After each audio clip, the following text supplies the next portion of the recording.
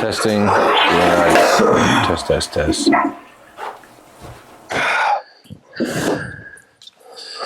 So, the conversation that we started to have initially was about collaboration in real time. Yeah. That being the idea that I called you up about a week or so ago. Was it even that long? Maybe not. Maybe it is. I'm not.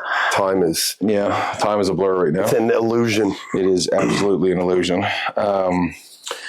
Anyway, there was a topic that I wanted to discuss that we'll touch on again later, probably. But basically, the idea was that you and I have had the art of conversation down to a science since probably university days.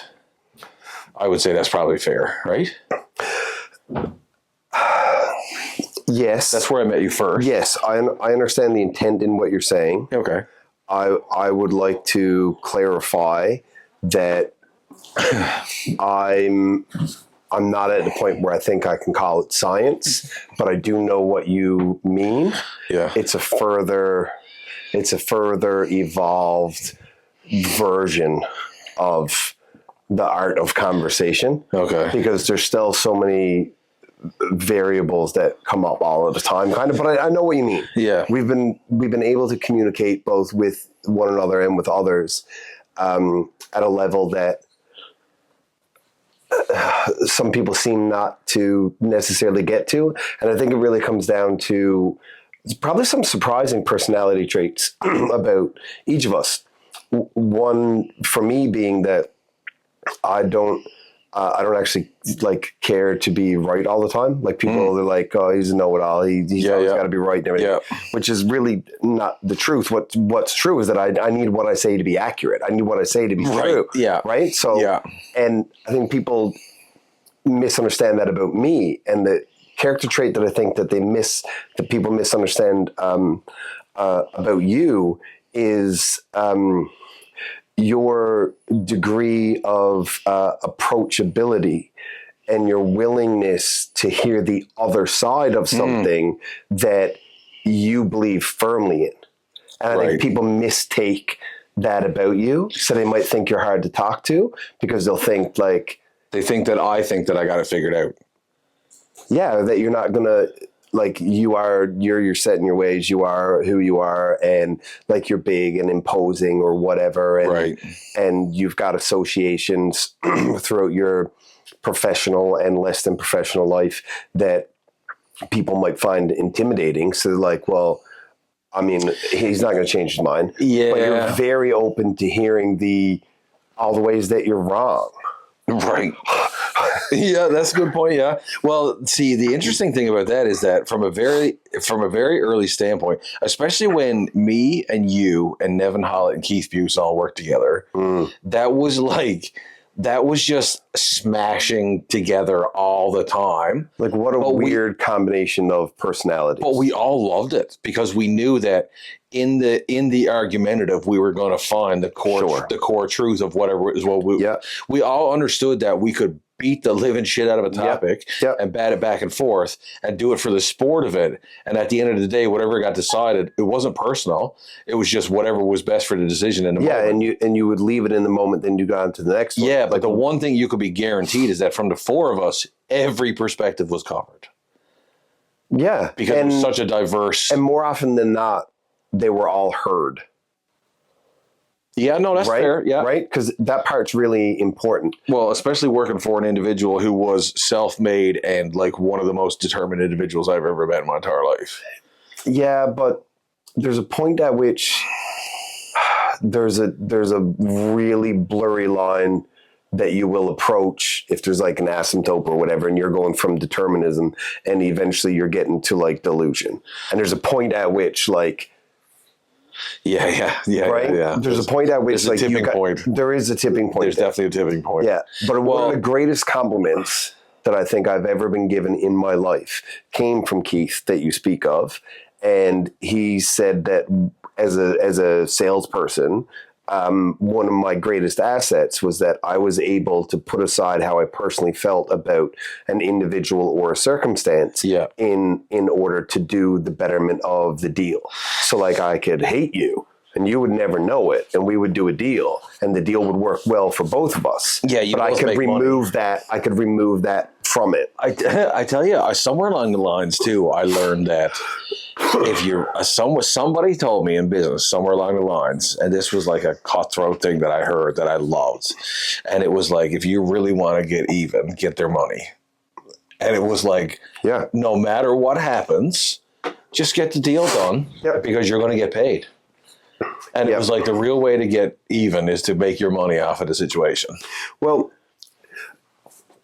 to sort of tag that, I use tag. So you did comedy for a while. So I used tag. That phrase was introduced to me. Like a buddy of mine was doing stand up and I said, hey, is it okay if I mention my thoughts or whatever? Like when you were doing this, I was thinking, I would say this right now. I said, yeah, that's a tag. We call that a tag. Okay. So tag whenever that was a thing. I just call it being an ADHD. Yeah, right. So, right. So I forget where I was going with that. Speaking of ADHD. Right. Well, this is going to be part of the problem. Yeah. Anyway, keep going. Yeah, I forget where I was going with it. Yeah, well, this is what the whole point of this podcast is, because the truth of the matter is that, okay, well, we'll just use this as a segue now, because we'll always have something else that we're going to talk about. 42 years, I'm yet to have a moment of silence. So this is a fact. Sure, I'll fill it out. Well, this brings me once again to this past week. I started the process of ADHD diagnosis. Oh, did you really? As an adult, yeah. Oh, good for you, man. Yeah, so finally took the time and space to like sit down and do the forms out and sign up for the thing. Just so people know, also, I want to I'm 42 right now. There is a shout out to this because it's become very accessible. It's called Beyond ADHD, and I'll post something after when we post this, because from a mental health perspective, both for you and I, it's made the first consultation visit, whatever thing that you fill out all the forms and stuff. Sure, yeah. Cost me $279 out of pocket. I think is what it was. That's a deal. Plus taxes and plus whatever it was. I don't even think taxes and stuff. Anyway, the second one that I've just scheduled is like $179 for your follow up, your diagnosis, and your basically your prescription and your health plan and like here's what you're going to do fitness wise. Yeah, 100%. And where is this? Who is this? It's a website. Beyond ADHD. Yeah. So anyway, for anybody who actually manages to watch this, because you and I are going to share this disability. Yeah, it's become so like out of pocket, start to finish, the process is going to be less than $500. As opposed to, so it was going to take me privately like couple of grand, right? More. It was 8 hours of interviews and 4 to 8 hours of data analysis by the psychologist after the fact at like $180 an hour. I'm so angry at how gate kept mental health care is. Well, don't get me wrong. I understand people got to make a living. Yeah, but I'm going to ask for clarification. I'm not objecting to your statement. Yeah. I'm going to ask for clarification. What do you mean by gate kept? Well, I just mean and who is keeping it? Right. Okay. Fine. Man, I really don't know what I signed up for when I signed on to do this with me and you. Well, listen. I just need for sure to be clear. Well, just because, okay, maybe gate kept is wrong. Maybe unaccessible and unaffordable. Inaccessible and inaffordable. Thank you. I don't care. I didn't get any smarter over the last couple of years. That's why you're here. But what I did get was a lot more realer. And I realized that what we started out from and where we are now is really not that far apart. A big part of the difference was confidence, which came from experience. Yeah. So I success-wise on a career level. Sure. So I've recently, I don't know, it's weird that you bring up confidence, because I had an appointment with my psychiatrist this morning. Okay. The one that I see for like my ADHD, my depression, anxiety and stuff. I just I go there, I'm back there every couple of months. I have not signed on yet, but that's my plan. Yeah. So I waited a long time because it went through the system or whatever. But anyway, gotcha. I had a meeting with her this morning and the concept of confidence sort of came up. It wasn't about me. It was about somebody else in my life. And I've changed my definition Okay. So for me, confidence, it doesn't come from like affirmations in the mirror. Right. Okay. Right? Now, don't get me wrong. I think that if you can't look into the mirror, into your own eyes, tell yourself you love yourself without getting weird and uncomfortable, then you got some shit to work on. And I have been there, honestly. Yeah. And so that's a fair point. I think most people are probably, maybe not most, but I think a lot of people, at least half people would have a hard time looking in the mirror in silence otherwise, without anybody knowing, staring at themselves in the eyes and saying, I love you, man. I think a lot of people would have a really hard time with that. And then the other half is going to call you gay. In the for sure. It's super gay. Right. But right? But yeah, I'm with you. Anyway, so confidence is not coming from affirmations. I'm probably only a year into being comfortable enough to be by Yeah, that's myself. a whole other conversation. Okay, Let me going. talk about this thing Okay, first. And this comes from, actually comes from Alex Ramosi. Do you know Alex Ramosi is? No idea, but you should look into it. Yeah. So he says it's not from all of that. It's from giving the world around you irrefutable proof that you are who you said you are. That's where confidence comes from. Okay. Because can you repeat that again? Because I want to hear it again. Confidence comes from giving the world around you irrefutable proof that you are who you say you are. Oh, okay. So it matters less who you are, more so that you are who you say you are. Yeah. Right. Because it's authenticity, it's validation of yourself. So to say you have confidence, like that's a paradox in and of itself. Like people say like, oh, I can't do that. I'm not confident enough. Like, what do you mean you're not confident enough? I don't have any confidence. It's not possible to not have confidence. That doesn't exist. You have to have some extent, to some extent, yeah. I mean, if you keep saying to me, oh, no, I definitely don't have confidence for that. Are you sure? 100%. I'm certain I do not have confidence. Well, right now you're you're pretty confident that you don't. So what you have is not a lack of confidence. No. You are confident in lacking. So like there's a paradox there. It's not possible to not have confidence. Anyway, the whole point of what he's saying is that it's not about it's people who say they don't have the confidence to do something. It's because they're purporting to be something other than what they are. And that's where the misalignment is. That's where the disconnect is. But if you don't pretend to be somebody you aren't, then you can have confidence in everything that you do. Because almost everybody wants to be somebody other than who they are. I think up to a certain age. No, up to a certain maturity. Yeah, probably, yeah. Right? Because a lot of times maturity comes with age, but not necessarily always just with age. No. That's the point. No, you're right. You're right. But yeah, like if you're not pretending to be somebody that you aren't, then you got I'm super confident in all of my abilities. Yeah, because and this is maybe what rubs people the wrong way, but people look at me and they're like, if people think that you're coming off as arrogant or taking up, like, say, too much space in the room kind of an idea. Oh, I get that one all the time. Right? You don't leave any room in there's no space in the room for me when you're there. Yeah, well, guess what? I've the part of the conversation that I had with you, calling you and setting this up is because, number one, I've said every single time you and I get into a conversation, we always get to the end, like there's no end to the conversation. We always get all the way to the end of any topic, right? And it's always quicker and a bit more insightful. And you and I have both found it difficult to find people who will keep conversation with us the way that we can.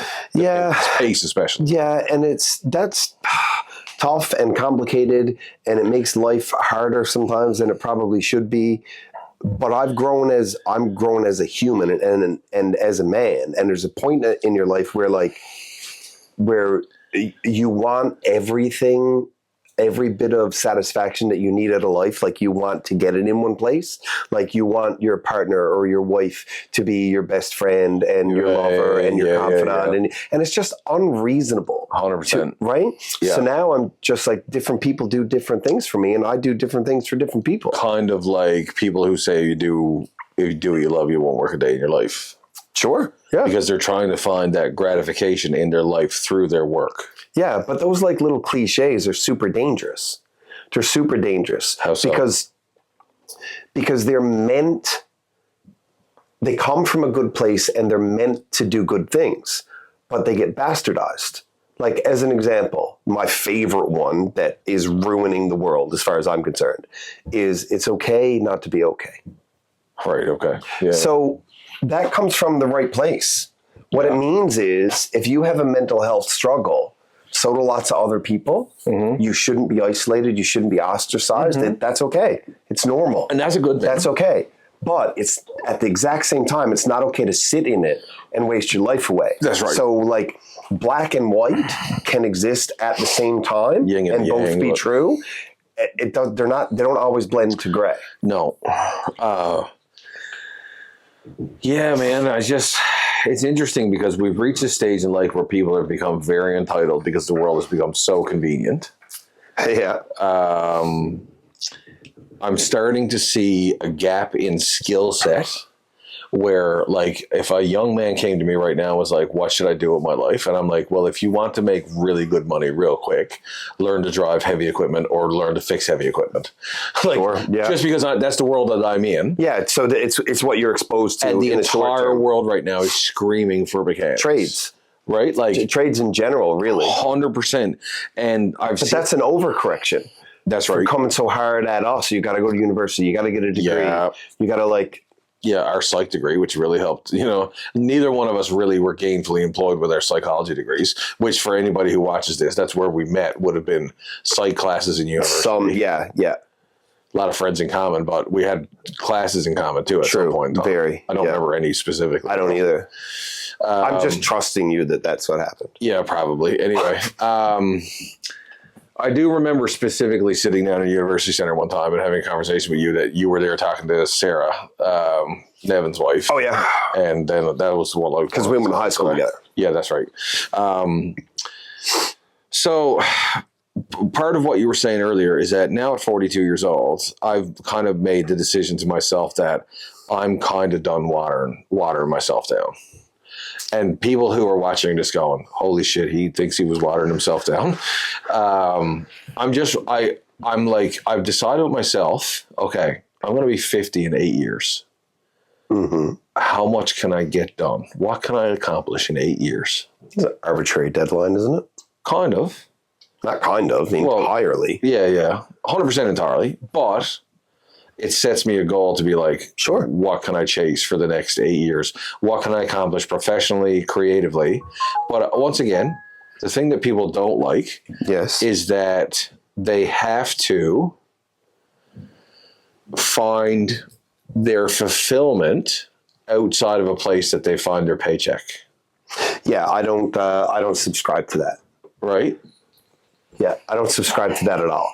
Like now I'm an entrepreneur, so maybe it's different that way, but the concept of work-life balance to me doesn't make a whole lot of sense because it presupposes that there are somehow two selves. Right. Like there's a work self and a not work self, and that you need to find the blend between them. We are one person. Mm-hmm. If you need to entirely separate your work from the rest of your life, then you're either entirely inauthentic and therefore a lesser version of yourself while you're at work, or somewhat inauthentic when you are not at work, and those two are in disaccord. But back to the confidence thing, giving proof that you are who you say you are, if you can do that all the time, why do you struggle with balance between work and life? Right. Yeah. So I used to make the joke that I am so intentional about being the same person in all situations that I'm rarely appropriate in any of them. I mean, I think the only problem with that as a philosophy or a mantra is that the word intentional implies that it takes effort. Because if you are the same person all of the time, that should not take effort. No, but I think it does, because I think you got to protect who you are in certain circles. Protect who you are? Yeah, like if you're in a professional standpoint and you got a really dark sense of humor, you need to protect that, because you're going to alienate people and they're going to feel weird. And are you protecting yourself though, or are you protecting those around you? Well, you're just putting on a bit of a face then to like show the world, like what we were saying earlier about showing people who you want to be as opposed to who you are. Right? Yeah. Just that space that exists between who you actually are and who you show the world that you are. Yeah. Okay.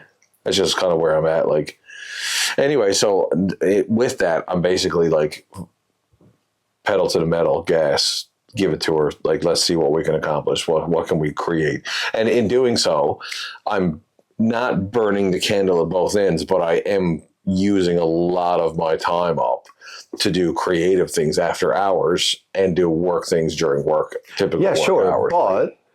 But do you find yourself tired when you're done the creative things? No, not at all. Because do something you love and you'll never... Exactly. Because it's fulfilling. Yeah. It gives more to you than it takes from you. And that's a fair point, because sometimes you just feel like, oh, I don't really have the energy to go downstairs and play guitar for a bit.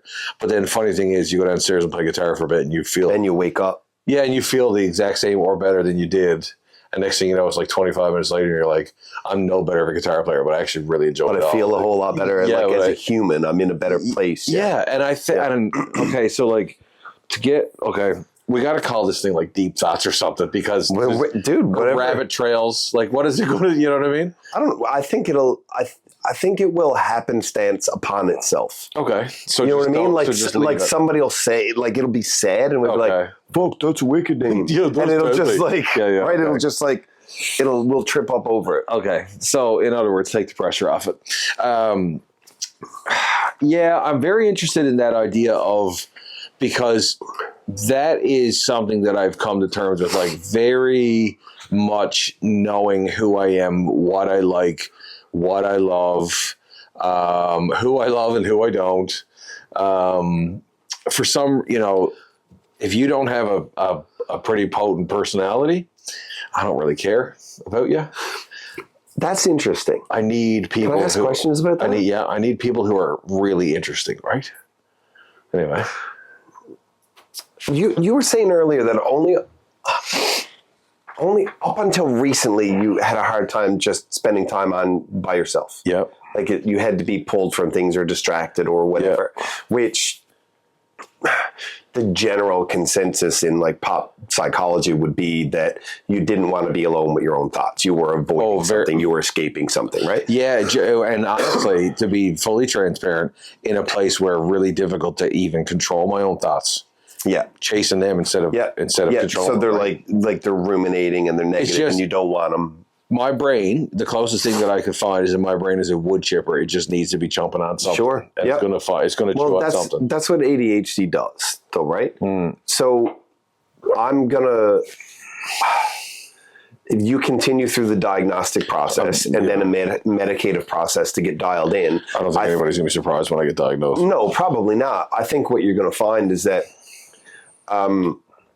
the way you describe the people that you need to be around in order for you to be able to like converse with them, they got to be particularly interesting, or they got to have something about the personality. That's just another distraction. That's like another dopamine. Yeah, it's enough to keep your focus. That's another an ADHD thing. That's got nothing to do with.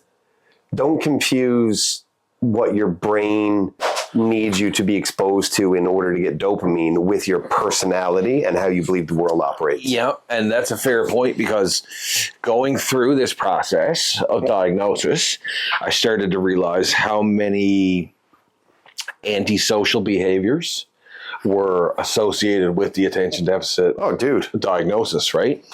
And there's so many different like subcategories of ADHD. And it manifests in a bunch of different ways.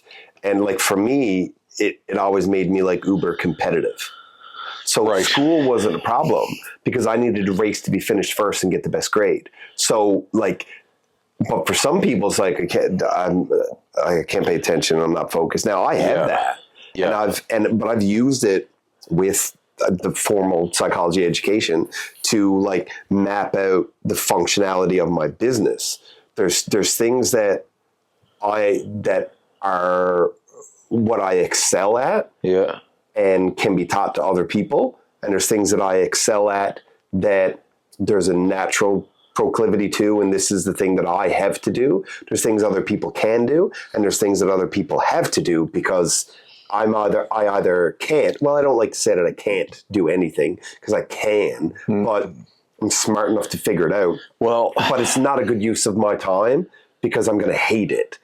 And I'm going to force myself through it, and I'm going to hate it, and then I'm going to be exhausted. Yeah. And then I'm no good for anything else. So those things get outsourced. So through a process of like self-discovery, I basically had another sort of like mantra that I lived on. And it was like, I only did things, everything that I did, I used passion as like a fuel for it. Like it wasn't necessarily like good old fashioned hard work. It was always something that I could get fired up about. And that's what I use as motivation. Yeah, because you had no dopamine for anything. And that's ADHD. That is it. That is like the definition of ADHD. If you weren't passionate about it, you didn't do it. Right. And so by doing that, I would explain to people like, I have to have that in order to do the project whatsoever. And if I am involved in a project, I'm going to do it with excellence because I want to do it as thoroughly. Yeah, and then you're going to hyper-focus, and then you're going to... 100%. Yeah. So that was key to success. Yeah, but then you're also going to get sick of it, and then you're going to switch to something else later. Because when you've sucked all the dopamine out of it that you can get, you need something else that's new and shiny. I think that's why music stuck around, because there was always another layer. There's always another genre. There's always another style. There's always another instrument. There's always... Right? Always another instrument, right? Well, I got a banjo now. So, do you really? Yeah. That's sick. Is it a 5-string? Yeah. Okay. Not a 6-string bullshit like a guitar. No. It's a 5-string banjo with like your short strings. Okay, so write some licks and we'll record them. Well, I'm trying to get there. It's a long-standing joke. It's in my... It's really difficult. I know that. It's interesting. Yeah. It is interesting. Yeah. And I keep forgetting where... Because I'm used to playing guitar, and I'm like, I got 3 strings up here where I'm trying to do like pick and do chords, and it's like it's open tuning kind of, right? So like the basic I don't even know what it's tuning of a 5. It's just a G, like an open G, and then you play everything in that open G, and then if you want to play along with somebody else, I guess you can like put a capo on it or retune it or whatever, right? But it's it's fun. I was saying to somebody just today at the office, they were like, yeah, if only I could play piano. And I was like, dude, 6 months ago, I couldn't play piano. It's funny that that's the one that I want. Keys is like, I think that the piano is the sexiest instrument. It's definitely the instrument that is the most intimately emotive. Oh man, it's so like, yeah, you know what? That's it. Yeah, it's true. It is intimately emotive. Right? It really, really is. It is a percussive instrument because of the hammers and the weight of it, but because of that, it's innately responsive to dynamic. Yes. And gentle touch to rock and roll. The only thing that I don't like about piano is that because I started on drums as my first instrument, I want more out of the piano. I want more dynamically. Like I want more crash, bang, boom out of it. And it's not that instrument. But that's what the drummer does. But that's me. That's why I realized stop playing piano. Right. Yeah. Stop smashing on the keys. Yeah, exactly. But what I did do was I sat down and I learned an A chord, and then I learned a B and a B minor and a C and I basically just learned all my major chords. Then I learned how to play in the key of E. So I learned an E to an A to a B to a C sharp minor. And then you can just move that key you're in up and down. Well, then I learned how to play in G. So I learned G, C, D, E minor. Then I learned how to play in C, which I already knew was C, C, so, G, F, I guess A minor. Once you get it in one key, you're sort of just transposing it then, aren't you? Yeah, 100%. Yeah, so because if you do your C chord, Yeah. Do you know how to play a C chord? No, I don't know anything about keys. So a key. So you know where center C is? Because like, if I had this middle C, 2 black and the one to the left. Okay, is your middle C. So you skip one and do this one. That's your C, D, E, which is your minor. And then if you play your triad here, 1, 2, 3, that's your C major chord. Yeah. Then if you go up and you take that exact same shape, because you're not changing for this here, this becomes a D minor. So this shape comes up here, becomes a D minor, becomes an E minor, becomes a G major, becomes an F major. Becomes an A minor, becomes a B minor diminished or something. Whatever, yeah. Exact same shape chord. Yeah. Is all of your minors and your majors. So it's exactly the same as a guitar. You're in an E, you're in an F, you're in an F sharp, you're in a, And you're just, so same idea. Yeah. But the only difference being that looking at a guitar fretboard makes a lot of sense, or can make a lot of sense. If you see it. The 2 over 2 down, the B throws a mix in it, right? Because of the way it works. Piano is all the same, repetitive. And right in front of you in real time, you can digest the math to the 7th or 12th degree, whichever you want to count your tones and your semitones. That might have even been a right number note. I have no idea. I'm just getting a little literacy off the top of my head.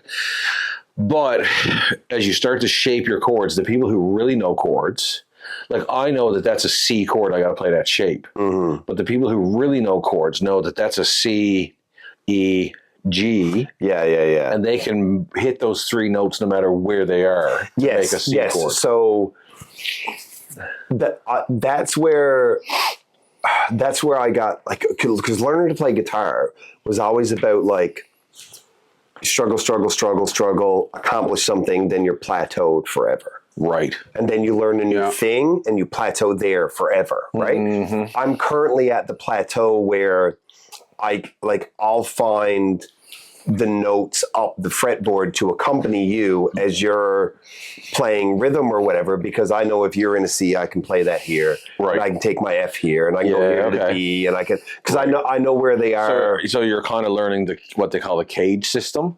Like a C shape here is now a D shape here is now an E shape here. Yeah, or whatever major or minor, it doesn't matter, you're playing. Yeah. I can play it in an E shape barred anywhere on the fretboard. Right, okay. So like, because I can like sort of in, it's not even transposition. Well, the interesting thing that I've found is that I've literally boiled guitar playing down to somebody's playing something, I'll hit like your D or your G, just something that's in that middle resonant note. Yeah. I'll slide the scale until I find the note that resonates with the entire progression. Sure. If you've got that, it's a box shape either earlier or after. And you're only ever 1 fret left or right away. That was a Victor Wooten quote a little while ago. Oh, is it? Yeah? You're only ever 1 fret away. He said you're only ever 1 fret away from the right note. It's true. Right? And and then I was like, it's way more about what not to play than it is what you can play. Even. Yeah. Or it reminds me of a clip. Oh, I wish I could remember who he was playing with, because I would tell you, it was so good. It was John Mayer. He was accompanying somebody. Okay. And it was a bluesy sort of thing. Yeah. It might even have been B.B. King. Well, it probably was, because they did that Crossroads Festival, Clapton, B.B. King, John Mayer. I think it was. Okay. And Billy Gibbons? Not ZZ Top, or no. I was going to say Billy Strings, but it wasn't him. Anyway, Dale someone. No, are you thinking what people are going to... it doesn't, like, this part is not fun for anybody. Derek Trucks? I don't know. I don't remember. Anyway. Derek Trucks is like the best slide player in the world or something like that. So John Mayer was, like, noodling around and he hit a wrong note. Mm-hmm. And it was obviously the wrong note. Yeah. But he worked with it and he brought it around and it came back in. Right. And then when he brought it back in, I think it was Eric Clapton. Okay. When he brought it back in, Clapton looked at him like, yes. And John Mayer was like, I know, right? He's like, he couldn't believe that he had figured it out. Right. Because as you're like watching it, he's like, somewhere. Oh, what? Back to where were we starting? Well, I mean, we got on music there for a little while, and as much as I like to talk about it, and I like because I talked to director Joe about music and guitar a lot, and he's like, he's a soloist. Like he's a good guitar player. Right. Like a really, like, I've heard people say that about golfers. If somebody's a good golfer, they'll tell you. But if they're a great golfer, you'll hear it from somebody else. Right. So Joe's like that with guitar. Yeah. Like he'll be really, really humble about it because when you get to that level, you don't talk about it. Yeah, you're stupendous. Yeah. Right? Yeah. So he's just like, that's where he is. So him and I talk about that stuff like all the time. And he's all feel. Like it's all feel. He just knows where everything is. Just everything's by ear. And I'm like, but like what key, what note is that in? Like what chord is that like a derivative of, like where he's like, I don't know. I guess it's like, I get dum, dum, dum, it's in E. And I'm like, okay, so now I can find it. Right. Because I know that he said, right? Yeah. So I've learned those things. So I find that really fascinating because I can take what I know and put it on those keys. Mm-hmm. It's just the shape that changes, right? And because it still follows the same. But the beautiful thing that you would love about it is then you get into layering chords.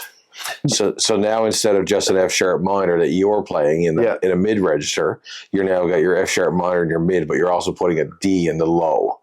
Yeah, so now you do. Yes, so you can convey this like so much more emotion. Yeah, because you're like, things were fine, but now there's a problem. See, you know what I mean? Like they say that the piano is the most intimately emotive music. Forgot. It's good. Okay, I'd be like, anyway, that's cool. Where'd you hear that? Yeah. All right. So the point of me saying that was that I really enjoyed that, but for us to turn around and look at the keys on that behind us is not very fun for whoever's listening. I don't care because honestly, this is probably the fastest paced, most intense conversations they've ever tuned into. Fine. Rick Rubin. Yeah. I'm listening to that book right now, actually. You are? Okay. Yeah, as an audio book because I can't actually sit down. Like, how do you always make such good music? How do you always win? Always. I don't ever think about whether or not anybody will like it. Yeah. Ever. He's like, that's the last people you should be concerned about are the listeners. Yeah. Right? If I gave the people what they want, I'd have invented a faster horse. Henry Ford. Right. People don't know what they want. No, that's right. Until you give it to them. Until you give it to them. Yeah. Skrillex. Fair. Nobody knew what the hell that was. Until they were like, oh my God, what is this? Right? Dubstep. What the hell is dubstep? And there's so many like subgenres. Right. Robert Johnson. Mm-hmm. Which is like the whole Crossroads thing. Do you watch the documentary? Yep. Yeah. So there's a whole bunch. Anyway, there's a million examples of that. Sold to the devil. Yeah. So, we don't have to talk. I know. Don't get me going, because you said when I first came over, we were like up in your garage and we were because we both do a bit of woodworking or whatever. We were looking at your stuff and you were talking about some of the ideas that you had, and none of that has come up, which I'm cool with it. I don't care. Yeah. But do you have something that you want to? Yeah. Well, so what you were saying about like, we were just kind of alluding to like keys to success. That's a very important piece actually for personality wise for both you and I, is that you have had no help. You have built what you have built on your own, your life, and you've had to rebuild. Well, yes. After your accident. Well, sure, but to say that I didn't have any help, I think is really, really invalidating and dismissive. Sure. Like thousands of people that had my back when. Right? Yeah. 100%. I get that. Okay, let me use a different example. I came from very little to nothing. Yeah. And moved out when I was 17. Yeah. And went to university and got my degree. And then I was $40,000 in debt. And I got a job that paid me $12 an hour. And I was like, that math don't math. No. So what the hell is going to happen next? And then I found a woman where I was like, okay, now I got to figure out life because I'm done just being an idiot and making ends meet. I got to make a life here. Yeah. And then that kind of put a bit of a fire under my belly. And then my old man passed, and that really put a fire under my belly. And then I was like, all right, let's just go. And then I started testing to see what level of momentum I could reach and how maintainable it was. Like at what pace? Can you elaborate on, like, because reaching a level of momentum, like that's not, it doesn't seem like there's no goal there. Because it's sort of like, how fast can I get my bike to go? The goal is how fast you can go, or the goal is how long you can stay going that fast? The goal is to finish the race at the end of at the front of the pack. Yeah, but who are you racing? Everybody. No. No. It's just you. Okay, well then you're trying to do better than me. Yeah. Yeah. Sure. Better than you were yesterday. Yeah, and I that's the path that I'm on. Yeah. But I chase it like I'm racing everybody.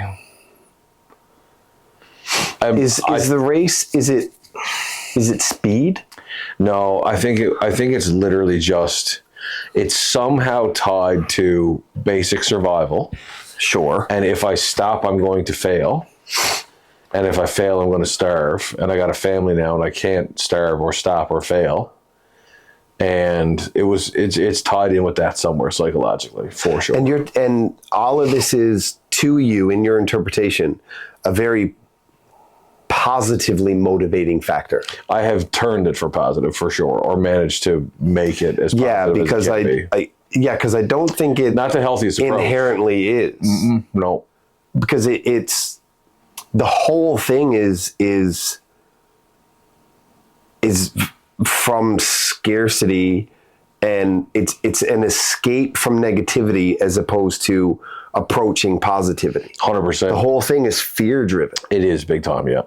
So that's the opposite. It's so interesting. Everything always comes around, whether you want it to or not. Yeah. It will. That is the opposite of the definition of confidence that we started with. Which is funny. So here's the interesting part. You're running from. Yeah, so I used to, definitely. I think more so, and I think that more so now, I'm confident in what I know I'm good at. So my confidence comes from who I know I am and what I know I'm good at. Okay. However, unfortunately, a lot of my self-value for a lot of years came from what I accomplished. If I was accomplishing things, I was okay and I was valuable because I was contributing. Like you felt you were valuable, you mean? Yes. Or others? No. You did. Me, about myself. Okay. And if I wasn't doing, then you're not good enough. So, which apparently is also a symptom of the ADHD spectrum. Of course it is. Apparently. Because you're always questioned for not being able to whatever the simplest everyday thing is, because it's so easy for everybody else to remember this, to do that. It's so easy for everybody. So what? It's so like how? Why this? Like so you're constantly, and I was about to go there because there's nothing in our evolution that makes us be born and grow up and be able to be conscious and think that would make us think anything negative about ourselves. There's nothing in our makeup that creates self-doubt. Yeah, no. It's all external to us that we incorporate into our belief system. Yeah, and I know where it came from. That's all it takes. Yeah. As long as you know it, it's fine. It's and it will, like I told you, I'm on the path to I will get in therapy and have that conversation at some point in time. I do, because I know. Have you been in therapy before? No. Dude, you are missing out. I know. I've been in therapy for, I don't know. I've also never been to a chiropractor. More than that'll tell you about my level of self-care, which I'm now deciding to I change. do both regularly. Right. And I think you should too. 100%. Yeah. Dude, I'm 6'4" and 350 pounds. You think I don't need to be going to a chiropractor? I deliver heavy equipment parts for a living. I definitely need to go to a chiropractor. You know what I mean? Yeah, no. This is the level of self-care, because it's like, well, you know what? There's been a storm in my mind, and that's my main concern. So maybe let's just deal with that shit first. Sure. But you also like to gamify to motivate yourself for things, right? Yeah. So I did that with the club, right? I mean, I wouldn't have used those words, but I'm not surprised to hear it. I'm not surprised to hear it. The motorcycle club. It was a competition. The motorcycle club thing was 100% a competition. Yeah. And it was, from the time I put the vest on, it was like Ready Player One. Let's see how far we can get and what we can do and what we can, like. Like, because that's a perfect way to measure yourself against other men. Again with that. Yeah.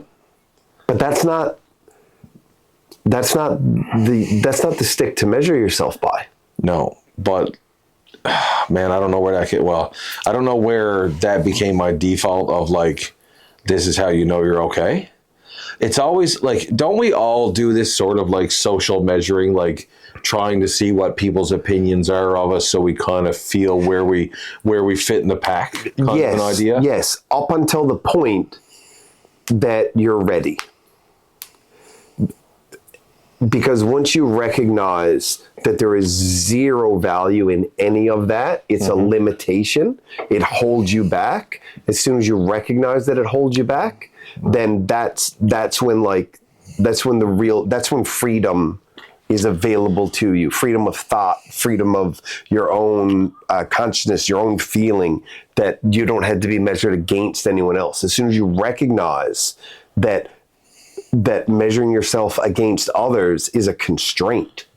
Well, which is funny because from a faith perspective, growing up in the church, I do genuinely believe that we're all sort of fearfully and wonderfully created in the image of God. Fearfully and wonderfully made is the. What's the definition of fearfully? I don't know. I don't know what the direct translation is there, but it's because that's a weird word. Weird, isn't it? I always thought it was fearfully and wonderfully made. I asked because I've asked similar questions of myself before, because I grew up Catholic. Yeah. And I asked that because I wanted to know what you would say about it, because I know that you're a spiritual, faithful, deep thinker in that regard. Yeah.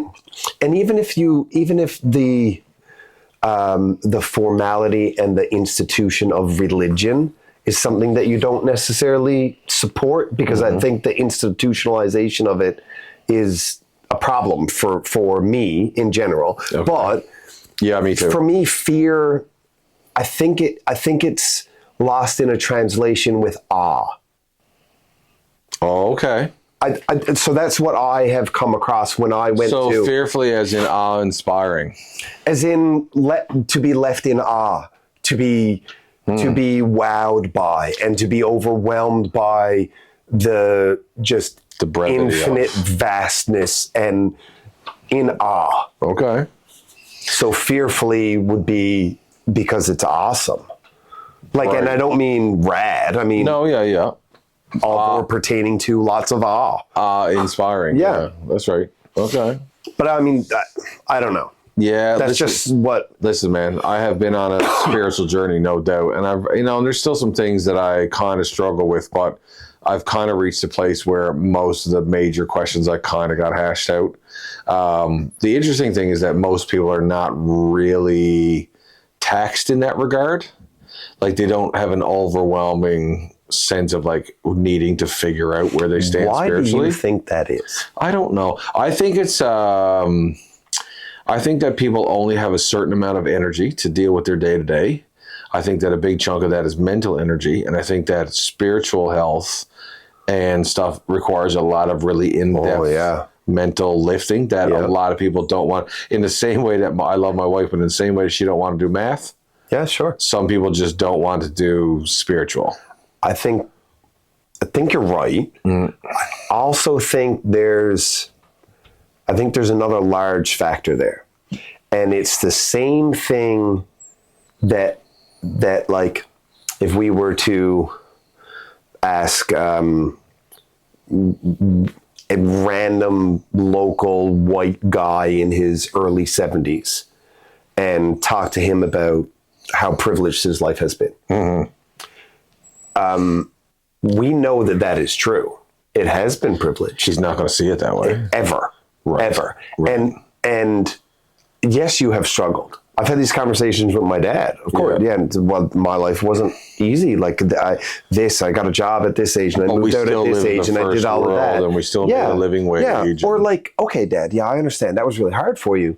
But how much harder would it have been if you were a Black woman who was gay? Oh, 100%. Right? For sure. The the cognitive dissonance that so maybe this like degree was worth something. Maybe. So well, it's helped me a lot in my sales training, and I know it has helped you a lot too, right? This is what I'm saying. The cognitive dissonance of having to acknowledge what is true now would destroy who you've been your entire life. You'd have to look back at all of the times that you had been wrong and how ungrateful you had been and how whatever, right? I think that keeps people from acknowledging whatever the new truth that they are meant to hold would be. So if people aren't, what you said, absolutely, we're exhausted, 100%. Mm-hmm. But maybe people don't think about their mental health or their spiritual health, because if they were to dive in to how they really felt about whatever God, and they were forced to think through it and come to their own independent conclusion, as opposed to what they were reared to believe, they would be left with such a disconnection from their entire life that it would be shattering.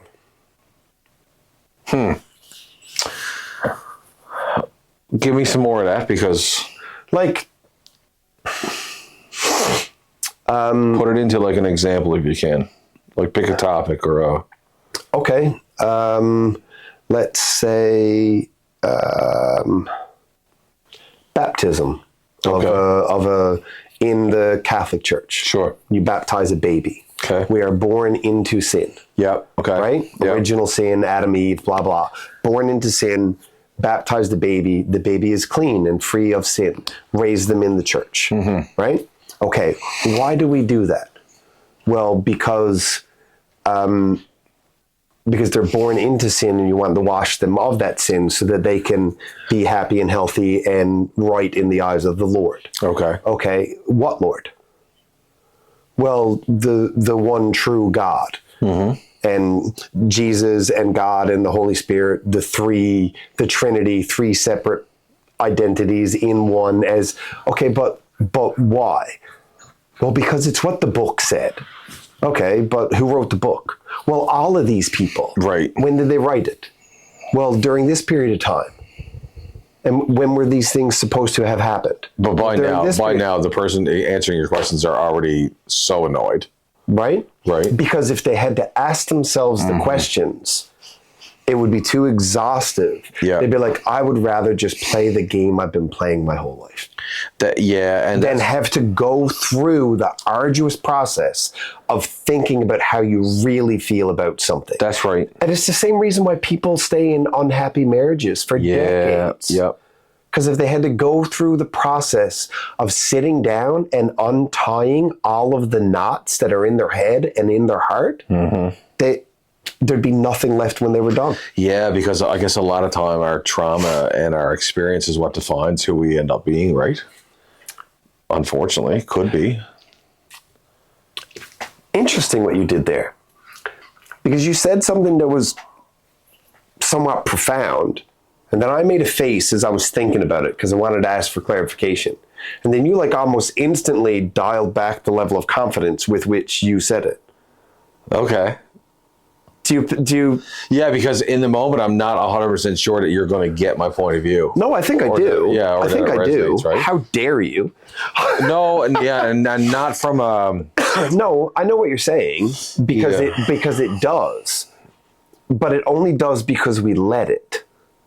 Like we let our trauma define us because we're lazy and we don't work through it because we didn't do a self work, because you didn't look in the mirror and figure the thing out. Yeah, right? If your trauma defines you, you're the opposite of what we should be striving to be.